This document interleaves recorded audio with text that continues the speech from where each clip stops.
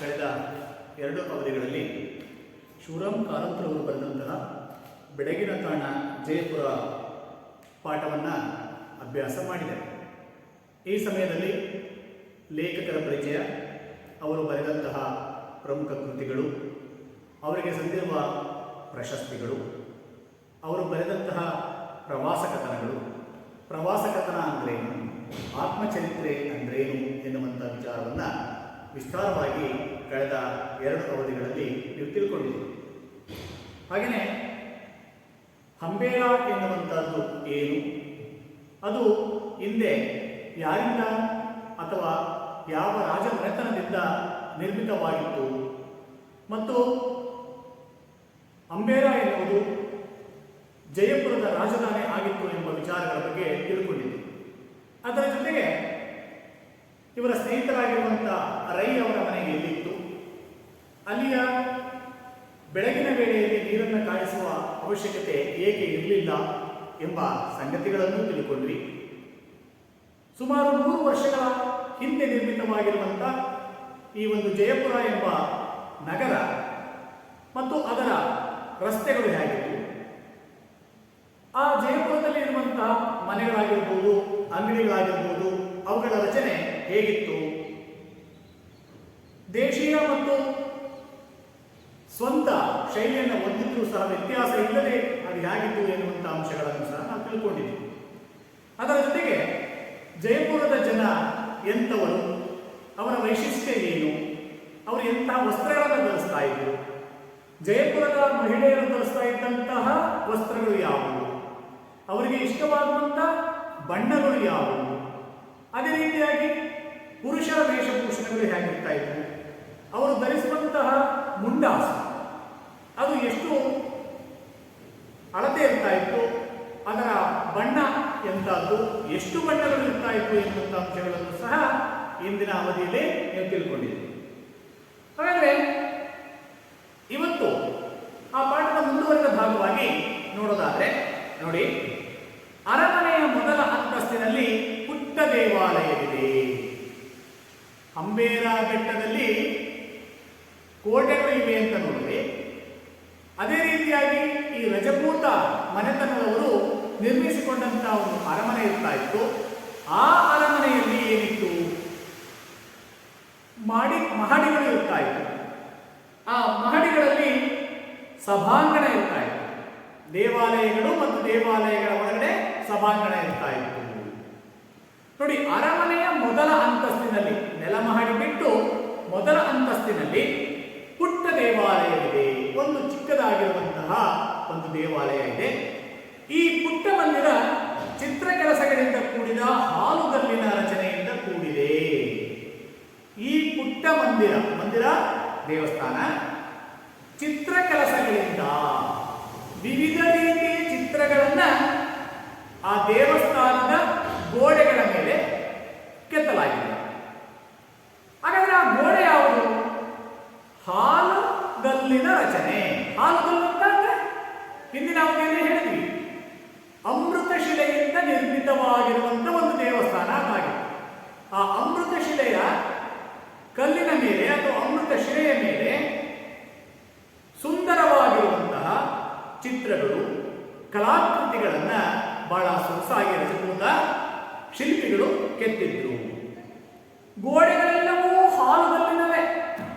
ಕೇವಲ ಚಿತ್ರಗಳು ಮಾತ್ರ ಅಲ್ಲ, ಎಲ್ಲಾ ಗೋಡೆಗಳನ್ನು ಸಹ ಹಾಲುಗಲ್ಲಿನಿಂದ, ಅಮೃತ ಶಿಲೆಯಿಂದ ನಿರ್ಮಿತವಾಗಿರುವಂತಹ ಗೋಡೆಗಳಾಗಿವೆ. ನೆಲವೂ ಅದರಂತೆ. ಹೋಗ್ಲಿ, ಗೋಡೆಗಳು ಬಿಡಪ್ಪ, ಚಿತ್ರಗಳನ್ನ ಬಿಡಿ, ಆದ್ರೆ ನೆಲದ ಮೇಲೆ ಹಾಸಿರುವಂತಹ ಹಾಸುಗಲ್ಲುಗಳು ಇದೆಯಲ್ಲ, ಅವೂ ಸಹ ಹಾಲುಗಲ್ಲಿನ ಅರ್ಥಾತ್ ಅಮೃತ ಶಿಲೆಯಿಂದ ನಿರ್ಮಿತವಾಗಿರುವಂತಹದ್ದಾಗಿದೆ. ಸ್ತಂಭಗಳು ಅವುಗಳಂತೆ. ಸ್ತಂಭಗಳು ಕಂಬಗಳು, ದೇವಾಲಯದ ಹೊರಗಡೆ ಇರುವಂತಹ ಕಂಬಗಳು ಸುಂದರವಾಗಿರುವಂತಹ ಕಲಾಕೃತಿಗಳಿಂದ ಅವು ಅಲಂಕೃತಗೊಂಡಿದ್ದವು. ನೀವೆಲ್ಲ ನೋಡಿರ್ಬೋದು. ಇಲ್ಲಿ ಹತ್ತಿರದಲ್ಲಿರುವಂತಹ ಹರಿಹರೇಶ್ವರ ದೇವಸ್ಥಾನ, ಹರಿಹರದಲ್ಲಿರುವಂತಹ ಹರಿಹರೇಶ್ವರ ದೇವಸ್ಥಾನಕ್ಕೆ ಹೋಗಿ ನೋಡಿದ್ರೆ ಆ ದೇವಸ್ಥಾನದ ಒಳಾಂಗಣದಲ್ಲಿ ಒಂದು ಸಭಾಂಗಣ ಇದೆ. ಆ ಸಭಾಂಗಣದ ಸುತ್ತಲೂ ಸುಂದರವಾಗಿರುವಂತಹ ಕಲಾಕೃತಿಗಳಿಂದ ರಚಿತವಾಗಿರುವಂತಹ ಕಲ್ಲುಗಳು ಇದ್ದಾವೆ. ಸ್ತಂಭಗಳು, ಆ ಸ್ತಂಭಗಳನ್ನಾಗಿ ಪರಿವರ್ತಿಸಿದ್ದಾರೆ. ಆ ಸ್ತಂಭಗಳನ್ನ ನೋಡ್ತಾ ಇದ್ರೆ ಮತ್ತೊಮ್ಮೆ ನೋಡಬೇಕು, ಮಗದೊಮ್ಮೆ ನೋಡಬೇಕು, ನೋಡ್ತಾನೇ ಇರಬೇಕು ಎನ್ನುವಂತಹ ಸೊಗಸು ಅವುಗಳಲ್ಲಿರುವಂತಹದನ್ನ ನಾವು ಕಾಣ್ತಾ ಹೋಗ್ತೇವೆ. ಹಾಗಾಗಿ ಆ ಒಂದು ಅರಮನೆ, ಅಂಬೇರ ಬೆಟ್ಟದ ಮೇಲಿರುವಂತಹ ಅರಮನೆಯ ಒಳಗಡೆ ಮೊದಲ ಅಂತಸ್ತಿನಲ್ಲಿ ಒಂದು ದೇವಸ್ಥಾನ ಇದೆ, ಒಂದು ಚಿಕ್ಕ ಗುಡಿ ಇದೆ. ಆ ದೇವಸ್ಥಾನ ಸಂಪೂರ್ಣವಾಗಿ ಕೆಲವು ಚಿತ್ರಗಳಿಂದ ನಿರ್ಮಿತವಾಗಿದೆ. ಆ ಚಿತ್ರಗಳು ಹಾಲುಗಲ್ಲಿನ ಚಿತ್ರಗಳು, ಗೋಡೆಗಳು ಹಾಲುಗಲ್ಲಿನ ಗೋಡೆಗಳು, ನೆಲಕ್ಕೆ ಹಾಸಿರುವ ಹಾಸು ಹಾಲುಗಲ್ಲಿದ್ದು, ಅದರ ಜೊತೆಗೆ ದೇವಸ್ಥಾನದ ಒಳಗಡೆ ಇರುವಂತಹ ಸ್ತಂಭಗಳು, ಕಂಬಗಳು ಸಹ ಹಾಲುಗಲ್ಲಿನಿಂದ ನಿರ್ಮಿತವಾಗಿರುವಂತವುಗಳಾಗಿದ್ದಾವೆ. ಗುಡಿ ಚಿಕ್ಕದಾಗಿದ್ದರೂ ಶಾಂತವಾಗಿ ಕಾಣಿಸುವ ಮಂದಿರ ದೇವಸ್ಥಾನ. ಚಿಕ್ಕದಾಗಿದೆ, ಚೊಕ್ಕದಾಗಿದೆ, ಅಷ್ಟೇ ಪ್ರಶಾಂತವಾಗಿರುವಂತಹ ವಾತಾವರಣದಿಂದ ಅದು ಕೂಡಿದೆ. ಗುಡಿಯ ವಿಗ್ರಹ ಮಾತ್ರ ಆಕಾರ ಹಾಗೂ ಅಲಂಕಾರಗಳಿಂದ ಅಷ್ಟೊಂದು ಶೋಭಿಸುವುದು. ಪ್ರಾಚೀನ ಕಾಲದ ಯಾವುದೇ ದೇವಸ್ಥಾನಗಳನ್ನು ತೋಳಿ ನೋಡಲಿಕ್ಕೆ ತುಂಬಾ ಸುಂದರವಾಗಿರ್ತವೆ. ಆದರೆ ಆ ದೇವಸ್ಥಾನದ ಅಧಿಪತಿಯಾಗಿರುವಂತಹ ದೇವರು ಅರ್ಥಾತ್ ವಿಗ್ರಹಗಳು ಅಷ್ಟೊಂದು ಶೋಭಾಯಮಾನವಾಗಿ ಸುಂದರವಾಗಿ ಕಾಣಿಸಿಲ್ಲ. ಯಾಕೆ? ಆ ಶಿಲ್ಪಿ ಅಥವಾ ಆ ಕಾಲದ ರಾಜಮನೆತನದವರು ಶಿಲ್ಪಕಲೆಗೆ ಹೆಚ್ಚು ಒತ್ತನ್ನು ಕೊಡ್ತಾ ಇದ್ದಾರೆ ವಿನಃ ಒಳಗಡೆ ಇರುವಂತಹ ದೇವರ ಮೂರ್ತಿಗೆ ಹೆಚ್ಚು ಒತ್ತನ್ನು ಕೊಡ್ತಿರ್ಲಿಲ್ಲ. ಹಾಗಂತ ಎಲ್ಲ ಸಂದರ್ಭದಲ್ಲೂ ಎಲ್ಲ ದೇವಾಲಯಗಳಲ್ಲೂ ಇರುವಂತಹ ಮೂರ್ತಿಗಳು ಚೆನ್ನಾಗಿಲ್ಲ ಅಂತಂದ್ರೆ ಅಪವಾದ. ಉದಾಹರಣೆಗೆ ಚೆನ್ನಕೇಶ್ವರ ದೇವಸ್ಥಾನಕ್ಕೆ ಹೋದ್ರೆ ಸುಂದರವಾಗಿರುವಂತಹ ಚೆನ್ನಕೇಶ್ವರ ದೇವಾಲಯದ ಒಳಗಡೆ ಸುಂದರವಾಗಿರುವಂತಹ ವಿಗ್ರಹವನ್ನು ಕೆತ್ತಿದ್ದಾರೆ. ಶ್ರವಣಬೆಳಗೊಳಕ್ಕೆ ಹೋದ್ರೆ ಅಲ್ಲಿ ಸುಂದರವಾಗಿರುವಂತಹ ವಿಗ್ರಹಗಳು ಇದ್ದಾರೆ. ಅರ್ಥ ಆಗ್ತಾ ಇದೆಯಲ್ಲ? ಇಲ್ಲೇ ವಜ್ರೇಶ್ವರ ದೇವಸ್ಥಾನಕ್ಕೆ ಹೋದ್ರೆ ಅಲ್ಲಿಯೂ ಸಹ ಸುಂದರವಾಗಿರುವಂತಹ ದೇವಾಲಯ ಇರುವಂತಹದ್ದು ಇದೆ. ಕೆಳಗೆ ಇಕ್ಕೇರಿ ಇರುವಂತಹ ದೇವಸ್ಥಾನಗಳಿಗೆ ಹೋದ್ರೆ ಅಲ್ಲಿ ಶಿವಲಿಂಗಗಳು ಇದ್ದಾವೆ. ಆ ಲಿಂಗಗಳು ಅಷ್ಟೊಂದು ಅದ್ಭುತವಾಗಿ ಇಲ್ಲದೆ ಇದ್ದರೂ ಸಹ ದೇವಸ್ಥಾನಗಳ ರಚನೆ ಅತ್ಯಂತ ಅದ್ಭುತವಾಗಿರುವಂತಹದ್ದನ್ನು ನೋಡುತ್ತೇವೆ. ಅದೇ ಮಾದರಿಯಲ್ಲಿ ಈ ಹಂಬೇರಾದಲ್ಲಿ ಇರುವಂತಹ ಅರಮನೆಯ ಮೊದಲ ಮಹಡಿಯಲ್ಲಿರುವಂತಹ ದೇವಸ್ಥಾನದ ಸುಂದರವಾಗಿದೆ. ಆದರೆ ದೇವಸ್ಥಾನದ ಒಳಗಡೆ ಇರುವಂತಹ ಮೂರ್ತಿ ಚಿಕ್ಕದಾಗಿದೆ. ಅಷ್ಟಾಗಿ ಅದು ಅಲಂಕಾರಗಳಿಂದ ಕೂಡಿಲ್ಲ. ಆದರೆ ದೇವಸ್ಥಾನ ಚಿಕ್ಕದಾಗಿದ್ದರೂ ಶಾಂತವಾಗಿ ಆಕರ್ಷಣೀಯವಾಗಿ ಅದು ಜನಪ್ರಿಯವಾಗಿರುವಂತಹದನ್ನು ನೋಡಬಹುದಾಗಿದೆ. ಮೇಲಿನ ಅಂಗಳವನ್ನೇರಿ ಹೋದರೆ ದೊಡ್ಡದೊಂದು ಸಭಾಂಗಣ ಬರುತ್ತದೆ ನೋಡಿ.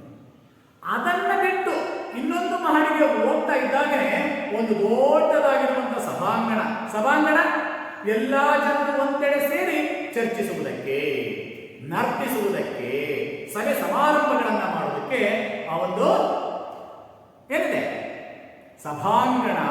ಜನರು ಒಂದೆಡೆ ಸೇರುವಂತ ದೊಡ್ಡದಾಗಿರುವಂತಹ ಒಂದು ಜಾಗ.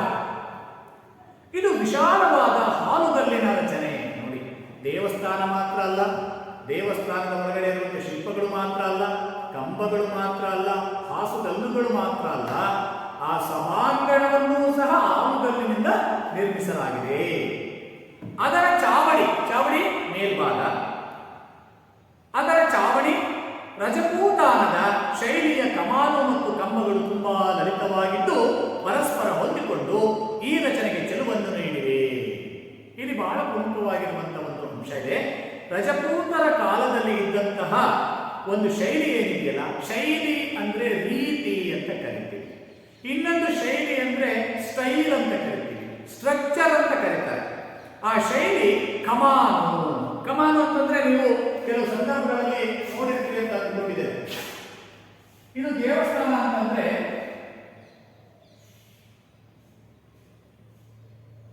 ಹಾಗೆ ಇಲ್ಲೊಂದು ಕಡೆ ಬಿಡಿಸಿದೆ, ಕಳಶಪ್ರಾಯವಾಗಿ ಇರುವಂತಹ ಗೋಪುರಗಳನ್ನ ಈ ರೀತಿಯಾಗಿ ಅವರು ನಿರ್ಮಿಸ್ತಾ ಇದ್ದಾರೆ. ಇವು ಕಮಾನುಗಳು.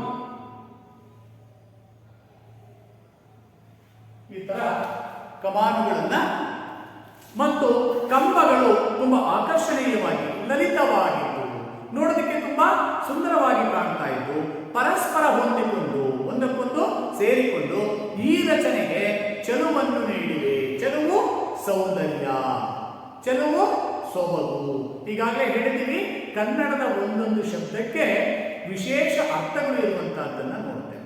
ಪ್ರಾದೇಶಿಕವಾಗಿ ಆಗಿರ್ಬೋದು, ಅರ್ಥಕ್ಕನುಗುಣವಾಗಿ ಆಗಿರ್ಬೋದು, ಒಂದೇ ಶಬ್ದಕ್ಕೆ ಹಲವು ಅರ್ಥಗಳು ಇರುವಂತಹದ್ದನ್ನು ನೋಡ್ತೇವೆ. ಹಾಗೆ ಇಲ್ಲಿ ಪರಸ್ಪರ ಹೊಂದಿಕೊಂಡು ಈ ರಚನೆಗೆ ಚೆಲುವಿಗೆ ಬಹಳ ಅರ್ಥ ಇದೆ. ಸುಂದರವಾದದ್ದು, ಹಾಗೆ ಅಂದವಾದದ್ದು ಎನ್ನುವಂಥದ್ದು. ಎದುರಿನ ಅಂಗಣವು, ಅಂಗಣ ಖಾಲಿ ಜಾಗ, ಅಂಗಣವು ಸಾಕಷ್ಟು ವಿಶಾಲವಾಗಿದೆ.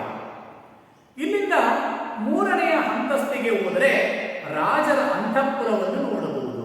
ಮೂರನೇ ಅಂತಸ್ತಿನಲ್ಲಿ ರಾಜನ ಅಂತಃಪುರ, ಅಂತಃಪುರ ಅಂದ್ರೆ ಅವನು ವಾಸಿಸುವ ಮನೆಯ ಒಳಗಡೆ ವಿಶ್ರಾಂತಿ ಪಡೆಯಲಿಕ್ಕೆ ಇರುವಂತಹ ಒಂದು ಪ್ರೈವೇಟ್ ರೂಮ್, ಪರ್ಸನಲ್ ರೂಮ್ ಅಂತ ಏನ್ ಕರಿತೀವಲ್ಲ, ಅದು ಅಂತಃಪುರ.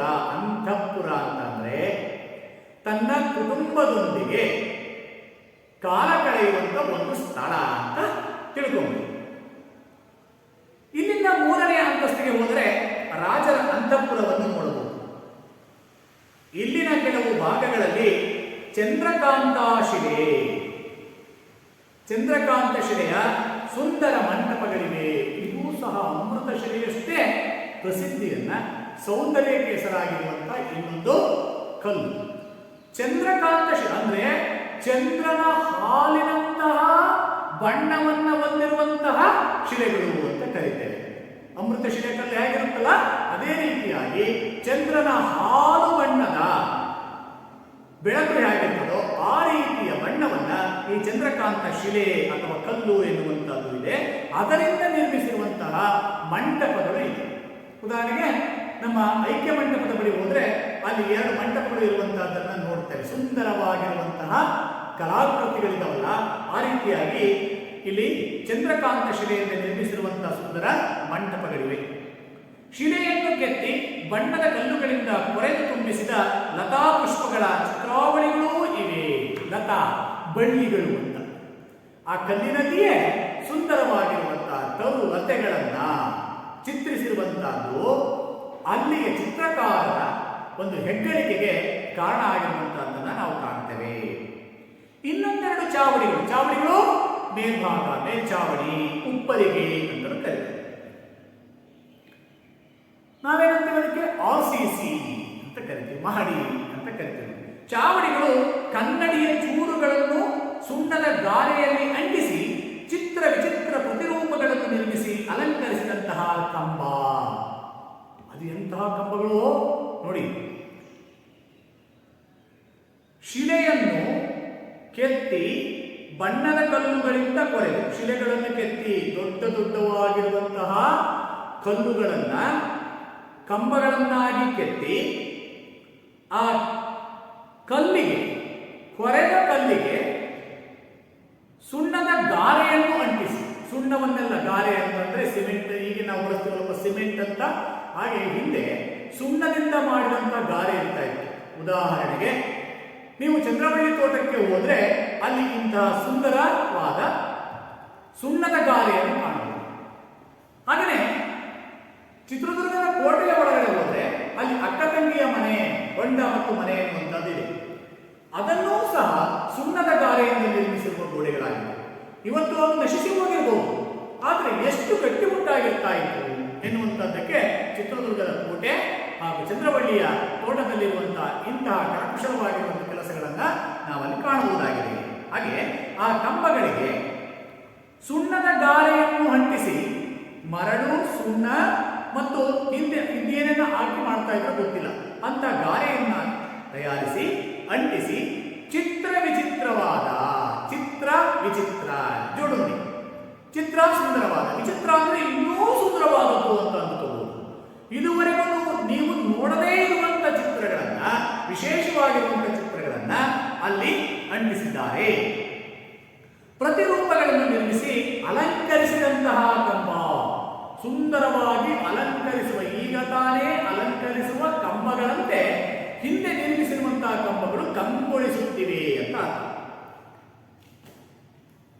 ಮುಚ್ಚಿಗೆಗಳುಳ್ಳ ರಚನೆ, ಹಂಗೆ ಅವುಗಳಿಂದ ತಯಾರಿಸಿದ ಕಂಬಗಳಿಂದ ತಯಾರಿಸಿದ ಮುಚ್ಚುವಿಕೆ. ನಾವೇನಾಗ್ತೀವಿ? ತೊಲೆಗಳನ್ನು ಹಾಕ್ತೀವಲ್ವಾ, ಮರದಿಂದ ತಯಾರಿಸಿರುವಂತಹ ದಿಂಬೆಗಳನ್ನು ಹಾಕ್ತೀವಲ್ವಾ.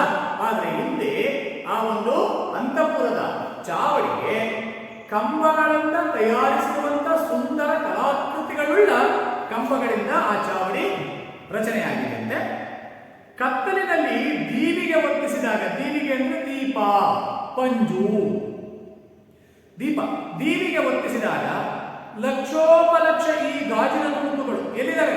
ಚಾವಡಿಯ ಮೇಲೆ. ಲಕ್ಷೋಪಲಕ್ಷ ಈ ಗಾಜಿನ ತುಣುಕುಗಳು ಚಾವಡಿಗೆ ನಕ್ಷತ್ರ ಲೋಕದ ಸೊಬಗನ್ನು ಕೊಡುತ್ತವೆ ಅಂತ ಅದ್ಭುತವಾಗಿರುವಂತಹ ಒಂದು ರಚನೆ ಎನ್ನುವಂತಹದನ್ನು ಆಲೋಚನೆ ಮಾಡಿ. ಆಗಿನ ಶಿಲ್ಪಿಗಳಿಗೆ ಎಷ್ಟು ಒಂದು ಜ್ಞಾನ ಇತ್ತು, ಮೇಧಾವಿತನವಿತ್ತು, ಆಲೋಚನಾ ಶಕ್ತಿ ಇತ್ತು. 21ನೇ ಶತಮಾನದಲ್ಲಿ ಆಗದೇ ಇರುವಂತಹ ಒಂದು ಕೆಲಸವನ್ನು ಆಗಿದೆ, ಆಗಿಲ್ಲ ಅಂತ ಹೇಳಿ ಬರ್ತಾ ಇಲ್ಲ. 21ನೇ ಶತಮಾನದಲ್ಲಿ ಸಾಧಿಸಿರುವಂತಹ ನೋಡಿರುವಂತಹ ಕಲಾಕೃತಿಗಳನ್ನ, ರಚನೆಗಳನ್ನ ರಜಪೂತರ ಕಾಲದಲ್ಲಿಯೇ ನಿರ್ಮಿಸಿದ್ರು ಅಂದ್ರೆ ಆಗಿನ ಶಿಲ್ಪಿಗಳಲ್ಲಿ ಇದ್ದಂತಹ ಒಂದು ವೈಶಿಷ್ಟ್ಯವನ್ನು ನಾವು ಮೆಚ್ಚಲೇಬೇಕಾಗಿದೆ ಮಕ್ಕಳು. ನಕ್ಷತ್ರ ಲೋಕದ ಸೊಬಗನ್ನು ಕೊಡುತ್ತದೆ. ನಕ್ಷತ್ರ ಲೋಕ ರಾತ್ರಿಯ ವೇಳೆ ಬೆಳದಿಂಗಳಿನಲ್ಲಿ ಆಕಾಶದಲ್ಲಿ ಮಿನುಗುವ ನಕ್ಷತ್ರಗಳು ಹೇಗೆ ಮಿನುಗುತ್ತವೋ ಹಾಗೆ ರಾಜನ ಅಂತಃಪುರದ ಚಾವಡಿಯು ವಿಶೇಷವಾಗಿ ನಿರ್ಮಿಸಿರುವಂತಹ ಆ ಸುಣ್ಣದ ಗಾರೆಗೆ ಗಾಜಿನ ತುಂಡುಗಳನ್ನು ಅಂಟಿಸಿ ನಿರ್ಮಿಸಿರುವಂತಹ ಚಾವಡಿ ರಾತ್ರಿಯ ವೇಳೆಯಲ್ಲಿ ದೀಪಗಳನ್ನು ಹಚ್ಚಿಟ್ರೆ, ಹಚ್ಚಿರುವುದು ಒಂದು ದೀಪ, ಇದರ ಪ್ರತಿಫಲನ ಎನ್ನುವಂಥದ್ದು ಚಾವಡಿಯಲ್ಲಿರುವಂತಹ ಲಕ್ಷಾಂತರ ಗಾಜಿನ ಚೂರುಗಳ ಮೇಲೆ ಬಿದ್ದಾಗ ಅದು ಪ್ರತಿಫಲನವನ್ನು ಮಾಡ್ತಾ ಇದೆ. ಅದು ಯಾಕೆ ಕಾಣಿಸ್ತಾ ಇದೆಯಪ್ಪ ಅಂದ್ರೆ, ಬೆಳದಿಂಗಳ ರಾತ್ರಿಯಲ್ಲಿ ಆಕಾಶದಲ್ಲಿ ಮಿಂಚುವಂತ ನಕ್ಷತ್ರಗಳೋಪಾದಿಯಲ್ಲಿ ಅದು ಹೊಳೆತಾ ಇದೆಯಂತೆ. ಅರಮನೆಯ ಮೊದಲನೆಯ ಮಟ್ಟದಲ್ಲಿ ಇನ್ನೊಂದು ಅಂತಃಪುರವಿದೆ. ಅರಮನೆಯ ಮೊದಲನೆಯ ಮಟ್ಟ ಅಂದ್ರೆ ನೆಲಮಾಳಿಗೆಯಲ್ಲಿ ಒಂದು ಅಂತಃಪುರವಿದೆ. ಅಲ್ಲೂ ಒಂದು ರಾಜನ ಒಂದು ಪ್ರೈವೇಟ್ ರೂಮ್ ಇದೆಯಂತೆ, ಅಂತಃಪುರವಿದೆ. ಅಲ್ಲೂ ಹಾಲುಗಲ್ಲಿನ ಚಾವಡಿ ಮತ್ತು ನೀರಿನ ಕಾರಂಜಿಗಳಿವೆ. 3ನೇ ಮಹಡಿಯಲ್ಲಿ ಚಂದ್ರಕಾಂತ ಶಿಲೆಯಿಂದ ನಿರ್ಮಿಸಿರುವಂತಹ, ಮೊದಲನೇ ಮಹಡಿ ಹಂತದಲ್ಲಿ ಇರುವಂತಹ ಈ ಅಂತಃಪುರದಲ್ಲಿ ಹಾಲುಗಲ್ಲು ಅರ್ಥಾತ್ ಏನೋ ಅಮೃತ ಶಿಲೆಯಿಂದ ನಿರ್ಮಿಸಿರುವಂತಹ ಚಾವಡಿ ಇದೆಯಂತೆ. ಅದರ ಜೊತೆಗೆ ಅಲ್ಲಿ ಕಾರಂಜಿಗಳು ಇದಾವೆ, ನೀರಿನ ಕಾರಂಜಿಗಳು ಇದಾವಂತೆ. ಚಿತ್ರ ಕೊರೆದು ಮಾಡಿದ ಹಾಲುಗಲ್ಲಿನ ನೀರ ಕಾಲುವೆಗಳಿವೆ. ನೀರು ಹರಿತಾ ಇಲ್ಲ, ವಾಸ್ತವವಾಗಿ ನೀರು ಹರಿಯುವಂತಹ ರೀತಿಯಲ್ಲಿ ಆ ಒಬ್ಬ ಶಿಲ್ಪಿ ಆ ರೀತಿಯಾಗಿರುವಂತಹ ನೀರಿನ ಕಾಲುವೆಗಳನ್ನು, ನೀರು ಹರಿತಾ ಇರುವಂತಹ ರೀತಿಯಲ್ಲಿ ಆ ಅಮೃತ ಶಿಲೆಯ ಕಲ್ಲಿನ ಮೇಲೆ ಕೆತ್ತನೆಯನ್ನ ಮಾಡಿದನಂತೆ. ಇವೆಲ್ಲ ರಜಪೂತ ಅರಸುಗಳ ರಸಿಕ ಜೀವನದ ದ್ಯೋತಕಗಳು. ಕ್ರೇಜಿ ರಸಿಕ ಅಂದ್ರೆ ತನ್ನ ಇಚ್ಛೆಗೆ ಅನುಗುಣವಾಗಿ, ತನ್ನ ಮನಸ್ಸಿಗೆ ಇಷ್ಟವಾಗುವಂತಹ ರೀತಿಯಲ್ಲಿ, ತನಗೆ ಮೆಚ್ಚುಗೆಯಾಗುವಂತಹ ರೀತಿಯಲ್ಲಿ ರಸಿಕತನದಿಂದ ಬಾಳಿ ಬದುಕಿದಂಥವರು ರಜಪೂತರ ರಾಜರುಗಳಾಗಿದ್ದರು ಎನ್ನುವಂತಹದ್ದನ್ನ ಇಲ್ಲಿ ಲೇಖಕರು ಹೇಳ್ತಾ ಹೋಗ್ತಾರೆ. ಅರ್ಥ ಆಗ್ತದಿಲ್ಲ? ಆವರಣದ ಹಿಂದುಗಡೆ ಇರುವ ತಗ್ಗಿನ ಕಣಿವೆಯ ತಳದಲ್ಲೇ ಕಾಣಿಸುತ್ತದೆ ಮೀರಾಬಾಯಿಯ ದೇವಾಲಯ. ನೋಡಿ, ಆವರಣದ ಹಿಂದುಗಡೆ ಇರುವ ತಗ್ಗಿನ ಕಣಿವೆಯ ತಳದಲ್ಲಿ ಕಾಣಿಸುತ್ತದೆ ಮೀರಾಬಾಯಿಯ ದೇವಾಲಯ. ಆವರಣ ಅಂದ್ರೆ ಅರಮನೆಯ ಮುಂಭಾಗದಲ್ಲಿರುವಂತಹ ಆವರಣ ಇದೆಯಲ್ಲ, ಆ ಆವರಣದ ಹಿಂದೆ ಬ್ಯಾಕ್ ಸೈಡ್ ಒಂದು ತಗ್ಗಿದೆಯಂತೆ, ಗುಂಡಿ ಆಕಾರದಲ್ಲಿ ಕಡಿಮೆ ಇದೆಯಂತೆ. ಅಂದ್ರೆ ಕಡಿಮೆ ಅಂದ್ರೆ ಜಾರು ಪ್ರದೇಶ. ಆ ಕಡಿಮೆಯ ಕೊನೆಯಲ್ಲಿ ತಳದಲ್ಲಿ ಮೀರಾಬಾಯಿ ದೇವಾಲಯ ಎನ್ನುವಂಥದ್ದು ಇದೆಯಂತೆ. ಯಾರು ಹಾಗಾದ್ರೆ ಈ ಮೀರಾದೇವಿ? ಆಕೆ ಗಿರಿಧರ ನಾಗರವನ್ನು ಪೂಜಿಸಿದ ಸ್ಥಳವಿದು. ಗಿರಿಧರ ನಾಗರ ಬೆಟ್ಟದಲ್ಲಿ ವಾಸಿಸುವಂತ ಒಬ್ಬ ನಾಗರಾಜ, ಅವನನ್ನ ಪೂಜಿಸಿದವರು ಈ ಮೀರಾಬಾಯಿಯಾಗಿ. ಕೆಳಗಿಳಿದು ಹೋಗಿ ಗುಡಿಯನ್ನು ನೋಡಿದರೆ ಅದರ ಸೊಬಗು ಚೆನ್ನಾಗಿ ಕಾಣಿಸುತ್ತದೆ. ಸೊಬಗು ಸೌಂದರ್ಯ. ನಕ್ಷತ್ರಾಕೃತಿಯನ್ನು ತುಂಬಿಕೊಂಡ ಗರ್ಭಗೃಹ ನಕ್ಷತ್ರಾಕಾರ.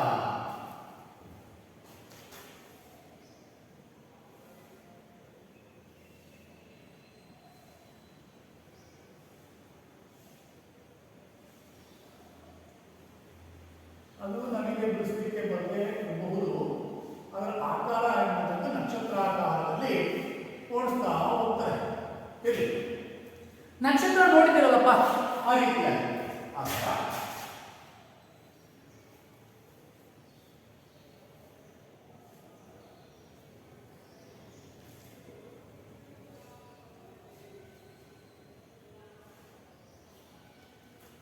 ಈ ಆಕಾರದಲ್ಲಿ ಅದು ಕಾಣ್ತಾ ಹೋಗುವಂತಹದನ್ನು ನೋಡ್ತೇವೆ. ನಕ್ಷತ್ರಾಕಾರ. ಈ ಆಕಾರದಲ್ಲಿ ಅವನು ನೀರಾದೇವಿ ದೇವಸ್ಥಾನದ ಗರ್ಭಗುಡಿ. ಗರ್ಭಗುಡಿ ಅಂದ್ರೆ ದೇವರನ್ನ ಪ್ರತಿಷ್ಠಾಪಿಸುವಂತ ಒಂದು ಸ್ಥಳ. ಅದನ್ನ ಗರ್ಭಗುಡಿ ಅಂತ ಕರೀತಾರೆ. ನಕ್ಷತ್ರಾಕೃತಿಯನ್ನು ತುಂಬಿಕೊಂಡ ಗರ್ಭಗೃಹ. ನವರಂಗಗಳಿವೆ. ನವರಂಗ ಅಂದ್ರೆ ಹಿಂದೆ ಹೇಳ್ತೀವಿ ನಾವು. ನವರಂಗ ಅಂದ್ರೆ ಏನಂತ ಹೇಳ್ತೀವಿ? ದೇವಾಲಯದ ಹೊರಗೆ ಭಕ್ತರು ಪ್ರಾರ್ಥಿಸಲು, ಕುಳಿತುಕೊಳ್ಳಲು, ನಮಸ್ಕರಿಸಲು ಇರುವಂತಹ ಒಂದು ವಿಶೇಷವಾಗಿರುವಂತಹ ಜಾಗ. ಅರ್ಥಾತ್ ಅದನ್ನ ಸಭಾ ಮಂಟಪ ಅಂತಲೂ ಕರೀತಾರೆ ಅಂತ ಹೇಳಿದ್ವಿ. ನೋಡಿ, ಗುಡಿಯ ನಕ್ಷತ್ರಾಕೃತಿಯನ್ನು ತುಂಬಿಕೊಂಡ ಗರ್ಭಗುಡಿ. ಅಲ್ಲಿ ನವರಂಗಗಳಿವೆ. ಗುಡಿಯ ಸುಂದರ ಆವರಣವನ್ನು ನೋಡಿ ಹಿಗ್ಗಿ ನಮ್ಮ ಟಾಂಗ ನಿಲ್ಲಿಸಿದಲ್ಲಿಗೆ ಮರಳಿ ಬಂದೆವು. ಅಂದ್ರೆ ಆ ಜಾಗಕ್ಕೆ ಹೋದು, ಕಣಿವೆಯ ತಳಕ್ಕೆ ಹೋದು, ಮೀರಾದೇವಿ ದೇವಸ್ಥಾನದ ಸೊಬಗನ್ನ ನೋಡುದು. ಅದರ ಜೊತೆಗೆ ಆ ಗುಡಿಯ ಹೊರಾಂಗಣ ಏನಿದೆ, ಆವರಣ ಏನಿದೆ, ಆ ಆವರಣವನ್ನ ನೋಡಿ ಹಿಗ್ಗಿದರಂತೆ. ಅಂದ್ರೆ ಸಂತೋಷವನ್ನ ಪಟ್ಟರು, ಆನಂದಿಸಿದರು. ಉದಾಹರಣೆಗೆ ನೀವೇನಾದರೂ ತರೀಕೆರೆ ಹತ್ರ ಇರುವಂತಹ ಅಮೃತಾಪುರ ಎನ್ನುವಂಥದ್ದು ಒಂದಿದೆ. ಹೊಯ್ಸಳರ ಕಾಲದಲ್ಲಿ ನಿರ್ಮಾಣವಾಗಿರುವಂತಹ ಅಮೃತೇಶ್ವರ ದೇವಸ್ಥಾನ ಎನ್ನುವಂಥದ್ದಿದೆ. ತುಂಬಾ ಸುಂದರವಾಗಿರುವಂತಹ, ಪ್ರಶಾಂತವಾಗಿರುವಂತಹ ಒಂದು ದೇವಸ್ಥಾನ. ಅಲ್ಲಿಯೂ ಸಹ ಸಭಾಂಗಣ ಇದೆ, ಆವರಣ ಇದೆ. ಇತ್ತೀಚಿನ ದಿನಗಳಲ್ಲಿ ಮುಜರಾಯಿ ಇಲಾಖೆ ಇನ್ನೂ ಅದ್ಭುತವಾಗಿ ಅಲ್ಲಿ ಲಾನನ್ನು ಬೆಳೆಸಿದೆ. ಒಂದು ಟೂರಿಸಂ ಪ್ಲೇಸ್ ಆಗಿಯೂ ಸಹ ಅದು ಹೊರಹೊಮ್ಮಿದೆ. ಅಂತ ಸ್ಥಳಗಳನ್ನು ಅರ್ಥ ನಮ್ಮ ಸುತ್ತಮುತ್ತಲೂ ಇರುವಂತಹ ಪ್ರೇಕ್ಷಣೀಯ ಸ್ಥಳಗಳನ್ನು ನಾವು ಮೊದಲು ಆಸ್ವಾದಿಸಬೇಕು, ನೋಡಬೇಕು. ಆನಂತರದಲ್ಲಿ ದೂರದಲ್ಲಿರುವಂತಹ ಸ್ಥಳಗಳನ್ನ ಅವಕಾಶ ಸಿಕ್ಕಾಗ ಅವುಗಳನ್ನ ನಾವು ಕಂಡುಕೊಳ್ಳಬಹುದು. ಮೊದಲನೇದಾಗಿ ನಮ್ಮ ಸುತ್ತಮುತ್ತಲೂ ಇರುವಂತಹ ಇಂಥ ಸುಂದರವಾಗಿರುವಂತಹ ಸ್ಥಳಗಳನ್ನು, ಹರಿಹರಕ್ಕೆ ಹೋಗಿ ತುಂಬಾ ಸೊಗಸಾಗಿರುವಂತಹ ದೇವಸ್ಥಾನವನ್ನು ನೋಡಬಹುದು. ಅದರ ಹಿಂಭಾಗದಲ್ಲಿಯೇ ಹೊಳೆ ಇದೆ, ಅಲ್ಲಿ ಹೋಗಿ ಸಂತೋಷವಾಗಿ ಕಾಲವನ್ನು ಕಳೆದು ಬರಬಹುದು. ಅವಕಾಶಗಳಿದ್ರೂ ಸಹ ನಾವು ಅವಕಾಶ ವಂಚಿತರಾಗಿ ಅಂತ ಸ್ಥಳಗಳಿಗೆ ಹೋಗದೆ ಸಿನಿಮಾಗಳಿಗೆ, ಆಟ ಆಡೋದಕ್ಕೆ, ಮತ್ತೊಂದು ಯಾವುದೋ ಒಂದು ಕ್ಷುಲ್ಲಕವಾಗಿರುವಂತಹ ಕ್ಷಣಗಳಿಗೋಸ್ಕರ ನಮ್ಮ ಪವಿತ್ರವಾಗಿರುವಂತಹ ಸಮಯವನ್ನು ಹಾಳು ಮಾಡಿಕೊಳ್ಳುವಂಥದ್ದು ಬೇಡ. ನೋಡಿ, ನಮ್ಮ ಟಾಟಾ ನಿಲ್ಲಿಸಿದಲ್ಲಿಗೆ ಕುದುರೆಯ ಗಾಡಿಯನ್ನು ನಿಲ್ಲಿಸಿದ ಸ್ಥಳಕ್ಕೆ ಮರಳಿ ಬಂದೆವು. ವಾಪಸ್ ಪುನಃ ಹಿಂದಿರುಗಿ ಬಂದೆವು. ನಮ್ಮ ಜೀವ ತುಂಬಾ ದಣಿದಿತ್ತು, ನಮ್ಮ ದೇಹ ಬಹಳ ದಣಿದಿತ್ತು, ಆಯಾಸಗೊಂಡಿತ್ತು. ನಮ್ಮೆಲ್ಲರಿಗೂ ಬಾಯಾರಿಕೆ ಏರಿ ಹೋಗಿತ್ತು. ಏರಿ ಹೋಗಿತ್ತು ಅಂದ್ರೆ ಬಾಯಾರಿಕೆ ಆಗ ಸಹಜ. ಏರಿ ಹೋಗಿತ್ತು ಅಂದ್ರೆ ತುಂಬಾ ಬಾಯಾರಿಕೆ ಆಗಿತ್ತು. ನಾವು ಬಂದವರೇ ಹಾದಿಯ ಮಗ್ಗುಲಿನ ಒಂದು ಅಂಗಡಿಯ ಮುಂದೆ ಕುಳಿತು ಬಣ್ಣ ಬಣ್ಣದ ಸೋಡಾ, ಲೆಮನೇಡ್ ಕುಡಿದೆವು. ಅಲ್ಲಿಗೆ ಬಂದ್ರು ಬಹಳ ಬಾಯಾರಿಕೆ ಆಗಿತ್ತಲ್ಲ, ರಸ್ತೆಯ ಪಕ್ಕದಲ್ಲಿ ಇದ್ದಂತ ಅಂಗಡಿಗಳಿಗೆ ಕುತ್ಕೊಂಡು ಅಲ್ಲಿ ಏನ್ ಮಾಡಿದಂತೆ, ಇವರು ಬಣ್ಣ ಬಣ್ಣದ ಸೋಡಾವನ್ನು ಕೊಡುವಂತೆ, ಲೆಮನಾಡ್ ಕೊಡುವಂತೆ. ಬಣ್ಣ ಬಣ್ಣದ ಸೋಡಾ ಅಂದ ತಕ್ಷಣ ನಿಮಗೆ ನೆನಪು ಬರಬೇಕು. ಏನ್ ನೆನಪು ಬರಬೇಕು? ಏನ್ ನೆನಪು ಬರುತ್ತೆ? ಜಯಪುರದ ಜನ ರಂಗು ರಂಗೀಲಗಳು, ಬಣ್ಣಕ್ಕೆ ಹೆಚ್ಚು ಮಹತ್ವವನ್ನು ಕೊಡ್ತಾರೆ. ಅವರು ಧರಿಸುವ ಬಟ್ಟೆಗಳು ಮಾತ್ರ ಅಲ್ಲ, ಅವರು ಬಿಡಿಸುವ ಚಿತ್ರಗಳು ಮಾತ್ರ ಅಲ್ಲ, ಅವರು ಕುಡಿಯುವ ಪಾನೀಯಗಳು ಸಹ ಬಣ್ಣ ಬಣ್ಣದ ಪಾನೀಯಗಳಾಗಿ ಇದ್ವು ಎನ್ನುವಂತಹದ್ದನ್ನ ನೀವು ಅರ್ಥ ಮಾಡ್ಕೋಬೇಕು. ನೋಡಿ, ಅದನ್ನೇ ಹೇಳ್ತಾರೆ, ಉಡಿಗೆಯಲ್ಲಿ ಅಷ್ಟೇ ಬಣ್ಣಗಳನ್ನು ತುಂಬಿಸಿ ತಿರುಗುವ ಅಲ್ಲಿನ ಜನ ಹೇಳಿದ್ನಲ್ಲ, ಅದು ಮುಂದೆ ಬಂದಿದೆ. ಉಡಿಗೆ ಅಂದ್ರೆ ಧರಿಸುವಂತ ಬಟ್ಟೆಗಳು. ಉಡಿಗೆಯಲ್ಲಿ ಅಷ್ಟೆಲ್ಲ ಬಣ್ಣಗಳನ್ನು ತುಂಬಿಸಿ ತಿರುಗುವ ಅಲ್ಲಿನ ಜನ ಮಾರುವ ಸೋಡಾ, ಲೆಮನಾಡ್ಗಳಿಗೂ ಕಡುಬಿನ ರಂಗನ್ನು ಕೊಟ್ಟಿದ್ದಾರೆ. ಕಂಗೊಳಿಸುವ ಕಡುಬು, ಎದ್ದು ಕಾಣುವ ಬಣ್ಣಗಳನ್ನ ಕೊಟ್ಟಿದ್ದಾರೆ. ಅದನ್ನು ಕಂಡರೆ ಎಂದು ಇದು ಶಾಯಿ ಮಸಿ ಅಥವಾ ಇಂಕ್, ಅದನ್ನು ಕಂಡರೆ ಇದು ಶಾಯಿಯೋ ಪಾನೀಯವೋ ಎಂಬ ಭ್ರಮೆ ಉಂಟಾಗುತ್ತದೆ, ಆಶ್ಚರ್ಯ ಉಂಟಾಗುತ್ತದೆ. ನಮ್ಮ ಪಾಲಿಗೆ ದೊರೆತ ಅಂದ್ರೆ ಸಿಕ್ಕ, ಕುಡಿಯಬಹುದಾದ ಪಾನೀಯವು ಅದೊಂದೇ. ಅಲ್ಲಿ ನಾವು ಕುಡಿಬೇಕಾಗಿರುವಂತಹ ಪಾನೀಯಗಳಲ್ಲಿ ಬಹಳ ಇರ್ತದೆ. ಲೇಖಕರು ಕುಡಿಯಬಹುದಾಗಿರುವಂತಹ ಪಾನೀಯಗಳಲ್ಲಿ ಈ ಲೆಮನಾಡ್ ಮತ್ತು ಬಣ್ಣ ಬಣ್ಣದ ಸೋಡಾ ಮಾತ್ರ ಆಗಿತ್ತು. ಸರಿ, ಮನೆಗೆ ಹೊರಟೆವು. ಆಗ ಗೋಧೂಳಿಯ ಸಮಯ.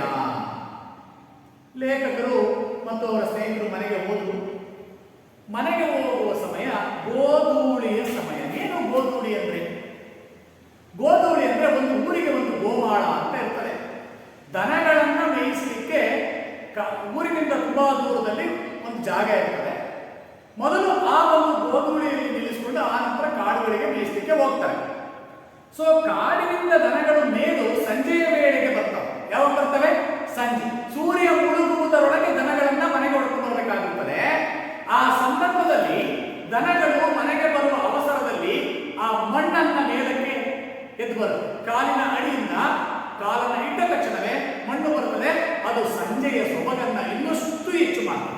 ಇದನ್ನು ನಾವು ಗೋಧೂಳಿಯ ಸಮಯ ಅಥವಾ ದನಕರುಗಳು ಮೇದುಕೊಂಡು ಮನೆಗೆ ಬರುವಂತ ಸಮಯವೇ ಗೋಧೂಳಿ ಸಮಯ, ಅರ್ಥಾತ್ ಸಂಜೆಯ ಸಮಯ.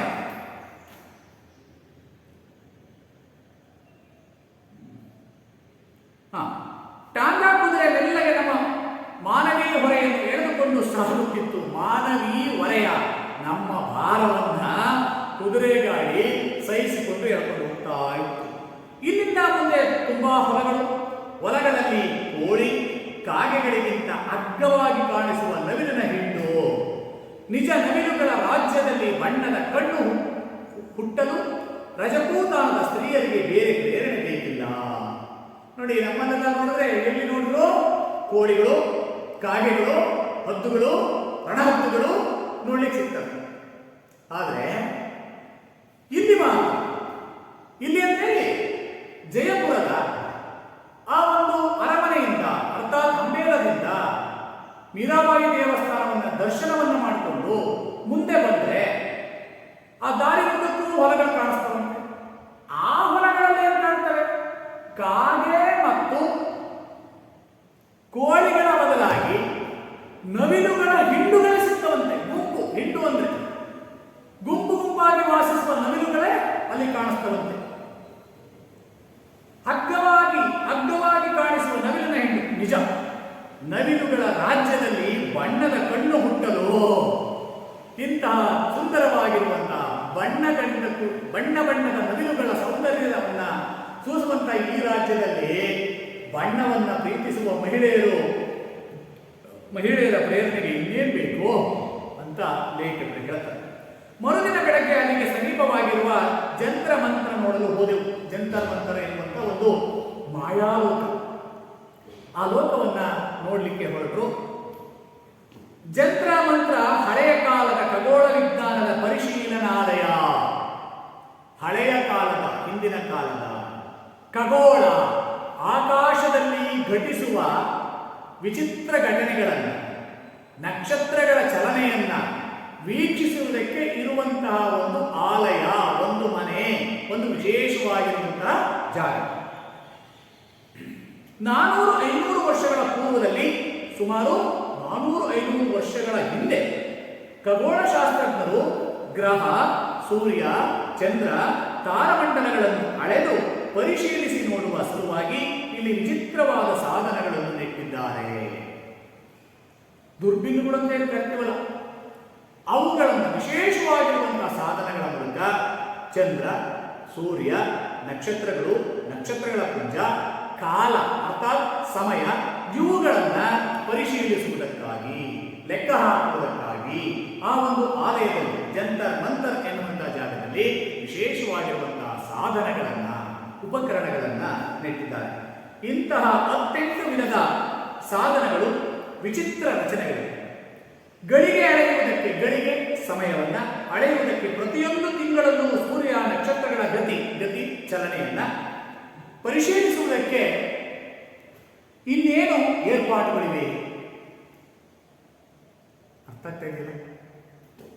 ಈ ಚಲನೆಯನ್ನ, ಸೂರ್ಯ ಚಂದ್ರನ ಗತಿಯನ್ನ ಒಂದು ಸ್ಥಳದಿಂದ ಇನ್ನೊಂದು ಸ್ಥಳಕ್ಕೆ ಹೇಗೆ ಹೋಗ್ತಾ ಇದ್ದಾವೆ, ಅವುಗಳ ತಿರುಗುವಿಕೆ ಹೇಗಿರ್ತದೆ, ಚಲನೆ ಹೇಗಿರ್ತದೆ ಅಂತ ಆಲೋಚಿಸುವುದಕ್ಕೆ ಇಂಥ ಒಂದು ವಿಶೇಷವಾಗಿರುವಂತಹ ಸಾಧನಗಳನ್ನು ಜಂತರ್ ಮಂತರ್ ಎನ್ನುವಲ್ಲಿ ನೆಟ್ಟಿದ್ದಾರೆ ಅಂತ ಲೇಖಕರು ಹೇಳ್ತಾರೆ. ಅರ್ಥ ಆಗಿದೆಯಲ್ಲ ಮಕ್ಕಳೇ? ಸೊ ಇಂದಿನ ಅವಧಿಯಲ್ಲಿ ನಾವು ಹೇಳ್ತೀವಿ ನಿಮಗೆ ಏನಂತ, ನೀವೇ ಪಾಠವನ್ನು ಓದಿ ಅಲ್ಲಿ ನಿಮಗೆ ಉದ್ಭವಿಸುವಂತಹ ಪ್ರಶ್ನೆಗಳನ್ನು ಬರ್ಕೊಂಡು ಅವುಗಳಿಗೆ ಸರಿಯಾಗಿರುವಂಥ ಉತ್ತರವನ್ನು ಪುಸ್ತಕದಿಂದ ನೋಡಿಕೊಂಡು ಬರ್ಕೊಂಡು ಬನ್ನಿ ಅಂತ. ಅದೇ ರೀತಿಯಾಗಿ ಇವತ್ತೂ ಸಹ ಜಂತರ್ ಮಂತರ್ ವಿಶೇಷ ಏನು, ಹಾಗೆ ಮೀರಾದೇವಿ ದೇವಸ್ಥಾನದ ವಿಶೇಷತೆ ಏನು, ಅವರು ಯಾರ ಆರಾಧಕರಾಗಿದ್ದು, ಜಂತರ್ ಮಂತರ್ ಅಂದ್ರೆ ಏನು, ಇವುಗಳನ್ನು ನೀವು ಬರ್ಕೊಂಡ್ಬರ್ಬೇಕು.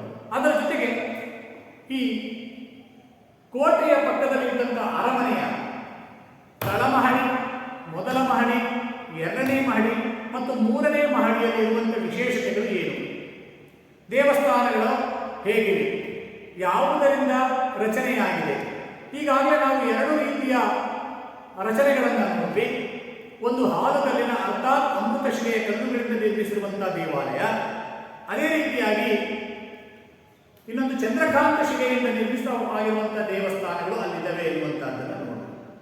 ಈ ಎಲ್ಲ ವಿಚಾರಗಳನ್ನು ಕುರಿತು ನೀವು ನೋಟ್ಸನ್ನ ಮಾಡಿಕೊಳ್ಳಿ.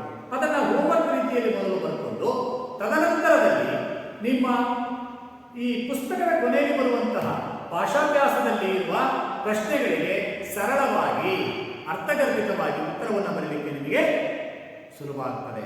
ಅದಷ್ಟನ್ನು ನೀವು ಬರ್ಕೊಂಬರಿ ಅಂತ ಹೇಳ್ತಾ ಇವತ್ತಿನ ಪಾಠ ನಿಮಗೆಲ್ಲರಿಗೂ ಅರ್ಥ ಆಗಿದೆ ಅಂತ ಭಾವಿಸಿ ಇವತ್ತಿಗೆ ಪಾಠವನ್ನು ಮುಗಿಸ್ತಾ ಇದ್ದೇವೆ. ಮುಂದಿನ ಅವಧಿಯಲ್ಲಿ ಮುಂದುವರಿಸೋಣ. ಧನ್ಯವಾದಗಳು.